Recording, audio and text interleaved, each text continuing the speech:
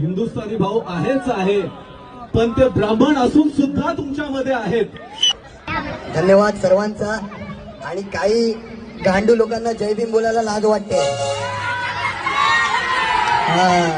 काय माहिती त्याच्या आईला बाबासाहेबांनी तुम्हाला तुमची अवकात नव्हती तिथे बसवला, तरी सुद्धा तुम्हाला चार माणसात बोलताना जय भीम बोलायला लाज वाटते.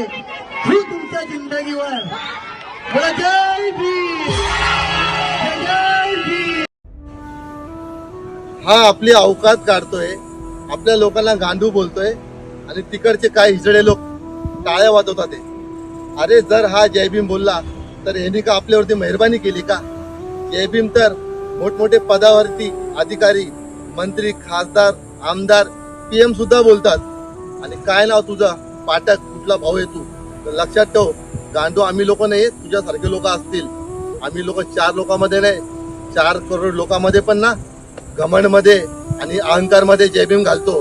आणि बात राहिली अवकातची, तर आमची अवकात आहे ना खूप मोठी आहे. थोडा अभ्यास कर.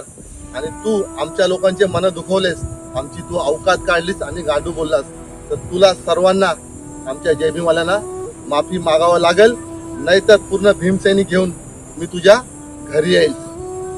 जय भीम, जय भारत.